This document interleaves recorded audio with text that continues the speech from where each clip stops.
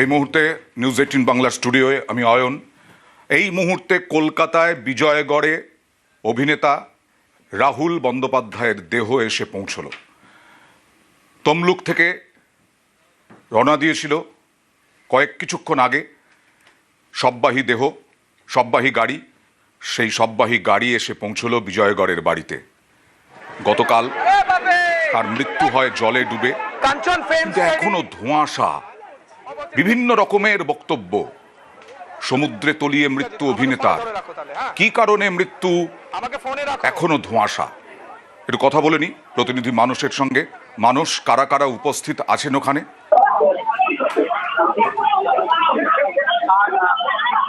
গতকাল তালসারিতে শুটিংয়ে মৃত্যু হয় রাহুল বন্দ্যোপাধ্যায়, রাহুল অরুণোদয় বন্দ্যোপাধ্যায়। সকাল থেকে তার বাড়িতে তার পরিবারের পাশে দাঁড়ানোর জন্য প্রসেনজিৎ চট্টোপাধ্যায়, সব্যসাচী চক্রবর্তী থেকে বহু অভিনেতা অভিনেত্রী তারা এসেছেন। আরও একবার চলে যাব মানুষের কাছে। মানুষ কারা কারা উপস্থিত রয়েছেন এখন।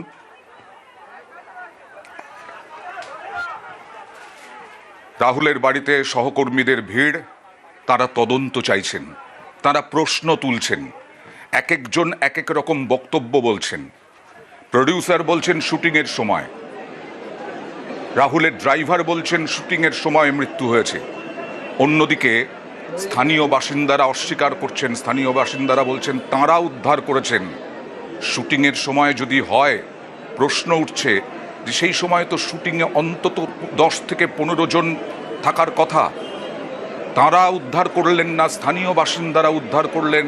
এতক্ষণ জলের নিচে ছিলেন, যার ফলে বালিতে ভর্তি পাকস্থলী, ফুসফুস দ্বিগুণ হয়ে গেছে ফুলে। এত দেরি কেন? যদি থেকেই থাকেন, শুটিংয়ের সময় যদি হয়েই থাকে, তাহলে এত দেরি কেন তাকে উদ্ধারে, রাহুলকে উদ্ধারে? অনেকে বলছেন জল থেকে, সমুদ্র থেকে উদ্ধারের পরেও তার নাকি প্রাণ ছিল। তাহলে এক একবার এক এক রকমের বক্তব্য। ধোঁয়াশা প্রচুর। কথা বলবো প্রতিনিধি মানুষের সঙ্গে। মানুষ, ধোঁয়াশায় আজকে রাহুলের এই ঘটনা ধোঁয়াশায় পরিপূর্ণ। কি বলছেন ওখানে যারা সহকর্মী? দেখো, একটা প্রশ্ন নিয়ে কিন্তু রাহুল বন্দ্যোপাধ্যায় দেহ তার বিজয়গড়ের বাড়ির সামনে পৌঁছেছে এবং আমরা দেখাচ্ছি যে এখানে উৎসাহী মানুষের কিন্তু ভিড়। কারণ বহু মানুষ রাহুল অনেক স্পষ্ট নয়, একেবারেই স্পষ্ট নয়। একটু ফোনে স্পষ্টভাবে বলার চেষ্টা করো আওয়াজটাকে, কারণ সাধারণ মানুষ, নিউজ 18 বাংলার দর্শক, তারা চাইছেন শুনতে এইভাবে যে ফিরতে হবে কলকাতায়। রাহুল বন্দ্যোপাধ্যায়ের যারা শুভানুধ্যায়ী, যারা ফ্যান, তারা তো কোনো দিন ভাবেননি, তার পরিবার আশায় ছিলেন ছেলেটা ফিরবে শুটিং সেরে, কিন্তু এইভাবে ফিরলেন রাহুল বন্দ্যোপাধ্যায়। মানুষ, আরও একবার তোমার কাছে যাব, যেটা বলছিলে মানুষ। একদম অয়ন, তুমি যেটা বললে যে কেউ ভাবেননি যে রাহুল অরুণোদয় বন্দ্যোপাধ্যায় এইভাবে সববাহী গাড়িতে চড়ে এই বিজয়গড়ের রাস্তায় আসবে। মাত্র 43 বছর বয়সের এক অভিনেতা, এবং সকলেই তাকে পাড়ার ছেলেরা বাবিন বলে ভালোবাসেন। তারা কিন্তু এই শেষ দেখার জন্য, বা অনেকে শেষ শ্রদ্ধা জানানোর জন্য, বা ঘরের বা পাশের বাড়ির ছেলেটা এইভাবে চলে গেল, সেটাকে একবারের জন্য চাক্ষুষ করার জন্য কিন্তু এই সমবায় গাড়ির সামনে ভিড় করছে। আমরা সেই ছবিটা দেখানোর চেষ্টা করছি। তবে আক্ষেপ রয়েছে অনেকের মনে যে কিভাবে শুটিং করতে গিয়ে চলে গেল। তাহলে কি পর্যাপ্ত নিরাপত্তা ব্যবস্থা, সুরক্ষা ব্যবস্থা বা অন্য অন্য যে সুরক্ষার প্রোটোকল রয়েছে সেগুলো ছিল না প্রোডাকশন হাউসের কাছে? এরকম অনেক প্রশ্ন কিন্তু সকাল থেকে অভিনেতারা এবং টলিউডের শিল্পীরা তুলেছেন, এবং তারা এখানে এসছেনও। প্রচুর শিল্পীরা, একে একে নাম বলা যাবে না, ছোট পর্দা বড় পর্দার নাট্য জগতের বহু ব্যক্তিত্বরা এসেছেন রাহুলের সমবায়ী গাড়ির সামনে। তারা একে একে শেষ শ্রদ্ধার জন্য দাঁড়াচ্ছেন। পরিবারের সদস্য তারও রয়েছেন, পরিবারের সদস্যরা। রাহুলের মা, আমরা জানি যে গতকাল এই খবর পাওয়ার পর থেকেই অসুস্থ, মানসিকভাবে ভেঙে পড়েছেন প্রিয়াঙ্কা সরকার, রাহুলের স্ত্রী, এবং তার সন্তান সহজ অনেকটাই ছোট, তবে সহজের কাছে এই বিষয়টা খুবই জটিল। কেউ ফুলমালা দিয়ে শেষ শ্রদ্ধা জানানোর চেষ্টা করছেন, কেউ রাহুলকে প্রণাম করছেন, বা কেউ একবার এই ছবিটাকে মোবাইলে ফ্রেমবন্দি করার চেষ্টা করছেন। বহু মানুষ এবং উপচে পড়া ভিড় এই বিজয়গড়ের রাহুলের বাড়ির সামনে, অর্থাৎ আমরা যেখানটা থেকে 6/88 বিজয়গড়ের যে বাড়ি, সেই বাড়ির সামনে কিন্তু অসম্ভব ভিড় এই মুহূর্তে। আর রাহুলকে শেষবারের জন্য দেখার জন্য বা শেষ শ্রদ্ধা জানানোর জন্য কিন্তু প্রচুর মানুষ ভিড় করছে। বেশ, আমি আসবো তোমার কাছে, মানুষ আরো একবার আসবো। এই মুহূর্তে রাহুলকে শ্রদ্ধা জানাতে যারা এসেছেন, রাহুল একেবারে বাম মনস্ক ছিল। রাহুল ছিলেন বাম মনস্ক, একদম বিভিন্ন সরকারের বিভিন্ন পদক্ষেপের প্রতিবাদ করেছেন বারবার, এবং বাম মনস্ক হওয়া সত্ত্বেও আজকে যা দেখতে পাচ্ছি মুখ, সমস্ত দলেরই দলমত নির্বিশেষে মানুষ এসেছেন তাকে শ্রদ্ধা জানাতে। রাহুল তার পড়াশোনা আমাদের নিউজ 18 বাংলার বিভিন্ন শোয়ে রাজনৈতিক আলোচনায় সোজা সাপটা মেগা ডিবেট বিশ্ব মজুমদারের সঙ্গে বেশ কয়েকবার রাহুল উপস্থিত ছিলেন। সেই রাহুল তালসারিতে শুটিংয়ে গেলেন, কিভাবে মৃত্যু হলো তা নিয়ে এখনও ধোঁয়াশা। নিরাপত্তা ছিল না, নিরাপত্তা থাকলে কি এরকম হতো? অভিযোগ উঠছে, প্রশ্ন উঠছে। রাহুলের মাত্র 43 বছর বয়স, সেই বয়সেই চলে যেতে হলো। সুদীপ্ত আছেন আমার সঙ্গে, আরেক প্রতিনিধি। সুদীপ্ত, যেটা বলছিলাম, বাম মনস্ক ছিলেন যথেষ্ট পরিমাণে রাহুল বন্দ্যোপাধ্যায়, কিন্তু আজকে তাকে শ্রদ্ধা জানাতে দলমত নির্বিশেষে মানুষ এসেছেন।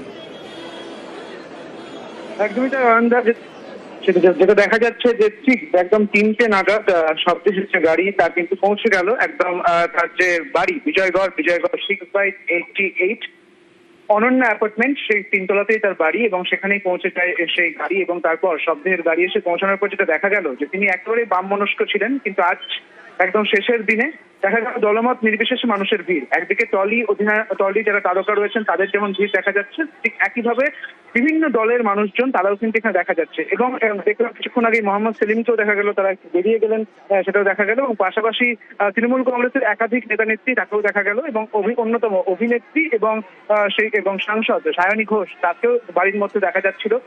এবং আরো বেশ কয়েকজন টলি অভিনেত্রী যারা তার খুব কাছের ছিলেন তাদেরকে কিন্তু দেখা যাচ্ছে। এবং এই মুহূর্তে তাদের শেষবারের জন্য প্রয়াত অভিনেতাকে শ্রদ্ধা জানানোর যে প্রস্তুতি, শ্রদ্ধা জানানোর যে কর্মসূচি, তা কিন্তু চলছে। বেশ, আমি আসবো পরে তোমাদের কাছে, দুজনের কাছেই আসবো, কারণ রাহুলের ব্যবহারই তাকে সবার কাছে গ্রহণযোগ্য করে তুলেছিল।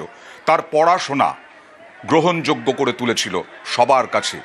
তার অভিনয় তো বটেই, তার সঙ্গে সঙ্গে ব্যবহার এবং পড়াশোনা। এবার দেখাবো একটা ছবি,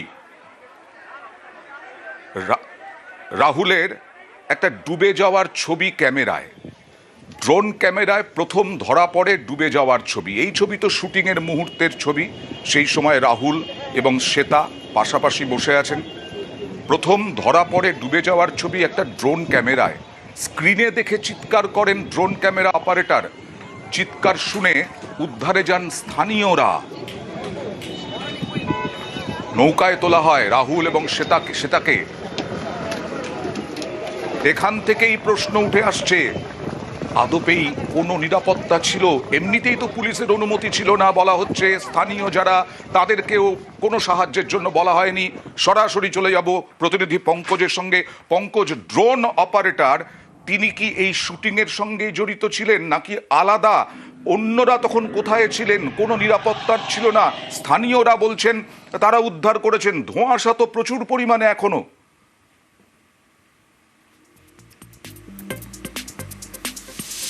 দেখো, ধোঁয়াশা হলে বিভিন্ন যেখানে প্রশ্ন উঠে আসছে, যেখানে এত বড় যেখানে ধারাবাহিক একটা শুটিং চলছে, সেই শুটিং ক্ষেত্রে যে ড্রোন ক্যামেরাতে যে ফুটেজ পাওয়া গেল, সেই ফুটেজে কিন্তু দেখা গেল যে রাহুল এবং যে শ্বেতা তারা কিন্তু ডুবে যাচ্ছে। তা দেখে কিন্তু টেকনিশিয়ান ছুটে যায়, যেতেই কিন্তু তারা উদ্ধারের কাজ হয়, কোনোরকম উদ্ধার করে তাদেরকে কিন্তু বোটে নিয়ে যাওয়া হয় হাসপাতালে।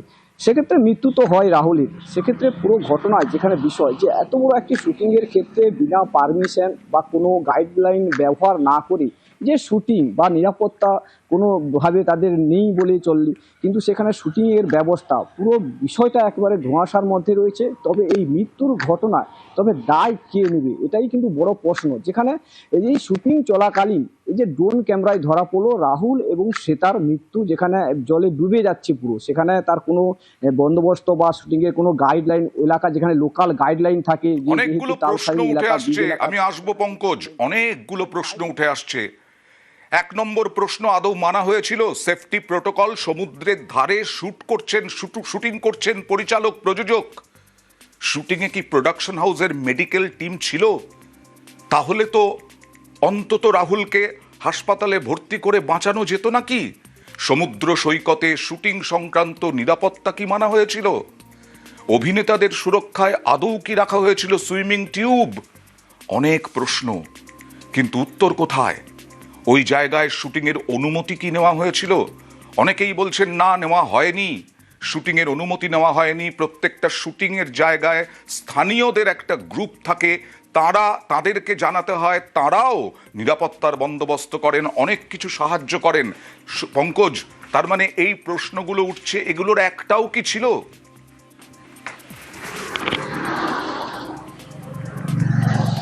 একেবারে দেখো ওয়াইনটা কোনোটাই ছিল না। তারা কিন্তু স্থানীয় বাসিন্দারা, তারাও বারে বারে বলছেন যে এখানে যে প্রকার, অর্থাৎ যে শুটিং যে স্পট ছিল একেবারে তালসারির মাঝের দ্বীপে, সেক্ষেত্রে তুমি জানো যেখানে বাইরে থেকে আসা তারা কিন্তু এই সমুদ্রের মধ্যে কোথায় কাদা জল বা কোথায় চড়াবালি বা কোথায় জলের তোড় রয়েছে বা জলের স্পিড রয়েছে, সেটা কিন্তু বাইরে থেকে আসা তারা কিন্তু জানে না। তবে স্থানীয় যেখানে অভিযোগ বা দাবি জানাচ্ছেন যে কোনো গাইডলাইন বা কোনো পারমিশন, অর্থাৎ অনুমতি নেননি এই যেখানে এই টেকনিশিয়ান, কেন আপনার যেখানে প্রডিউসার বা প্রোডাকশন ম্যানেজার, তারা কিন্তু কোনো পারমিশন না নিয়ে এটাই করছিল।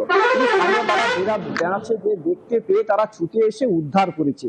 কিন্তু পুরো ঘটনা যেখানে ধোঁয়াশার মধ্যে রয়েছে, তাহলে শুটিং কি চলছিল না শুটিং এর পরেই কি রাহুল সেটা জলের মধ্যে নেমেছিল, সেটা নিয়েও একটা বড় প্রশ্ন রয়েছে। পুরো এবং এই বিষয়টা নিয়ে এক্সিকিউটিভ প্রডিউসার এক কথা বলছেন, তারপরে তার ড্রাইভার, রাহুলের ড্রাইভার এক কথা বলছেন, অর্থাৎ দুজনেই বলছেন শুটিং এর সময়ই হয়েছে। আবার স্থানীয় বাসিন্দারা বলছেন না, তখন শুটিং হচ্ছিল না, কেউ ছিলেন না, তারাই গিয়ে উদ্ধার করেছেন। আর যদি শুটিং এর সময় হয় তাহলে টেকনিশিয়ানরা, আরো লোকজন, তারা কোথায় ছিলেন? দেখুন, যেটা হয়েছিল যে আমাদের মেইন শুটিং যেটাকে বলে, মানে বড় ক্যামেরার কাজ সব শেষ হয়ে গেছিল, একটা ড্রোন শট বাকি ছিল। ওই ড্রোন শটটা যখন নেওয়া হয় গোড়ালি অব্দি জল, কারণ তার আগের শটই হচ্ছে ওই জলে, কন্টিনিউটি বলে তো একটা বিষয় হয়। এবার ওই 1 পা 2 পা এগোচ্ছে পেছোচ্ছে, ইউনিট থেকে বলা হয়েছিল যে না আর এগিও না, এই অব্দি থাকো। বলতে বলতে কোনো একটা বড় ঢেউ এসেছে, ডিসব্যালেন্স হয়ে দুজনেই পড়ে যায়। সাথে সাথে আমাদের ইউনিটের লোকেরা ঝাঁপ দেয়, সেটাকে ধরে ফেলতে পারে, কিন্তু রাহুল আরেকটু দূরে চলে গেছে। আমাদের সেফটি বোর্ড যেগুলো ছিল সেগুলো থেকে যারা কোর্টের ছেলেরা থাকে তারা লাভ দেয়, দিয়ে দড়ি টড়ি দিয়ে ওকে ওখানে সাঁতরে তুলে নিয়ে আসে, সাথে সাথে হসপিটালে নিয়ে যাওয়া হয়। এবং যখন ওঠানো হয়েছে সেই অবধিও রাহুলের জ্ঞান ছিল অ্যান্ড অল, কথাও বলেছিল, সবটাই শুনলাম। তারপর হসপিটালে যাওয়ার পর ডাক্তাররা জানায় যে নেই। যখন আপনারা তুলেছিলেন তখন তুলেছিলেন তখন জলটা বের করা হয়েছিল, যেমন আমরা চাপ দিয়ে জলটা বার করানোর চেষ্টা করেছিল, জল বেরিয়েছিল। তারপরে শেষ বেশি কিন্তু বিশ্বাস চলছিল, কিন্তু তারপরে ওটা শুটিং শেষে না চলাকালীন? মানে শুটিং চলছিল তখন? লাস্ট একটু জলে যে নেমেছিলেন ওটা কি শুটিং এরই অংশ ছিল? সেটা আমি বলতে পারছি না। এমনি যারা ওখানে বাঁচাতে নামলো তারা কি ইউনিটেরই লোক? ওরাই ঝাঁপ দিয়েছে, ওরাই জীবন বাজি দিয়ে তুলেছেন। এমনি যারা ওখানে লাইফ সেভাররা থাকে, নুলিয়ারা থাকে, তাদের কাউকে রাখা হয়নি? কাউকে দেখেন? কটা নৌকো রাখা ছিল আপনাদের জন্য? একটাই, ওই স্কট করার জন্য। কালকে 3টা নাগাদ শুটিং করতে করতে হিরোইনটা জলে ফেসে যায়, ভাসতে ভাসতে চলে যায়। তাকে হিরো বাঁচাতে গিয়ে নিজে ডুবে জল খেয়েছে। নিউজটা বলছে যে বোটে পড়ে গেছে, এটা কিন্তু ঠিক না। ওরা শুটিং করতে গিয়ে নিজেই জলে ঢুকে ফেসেছে।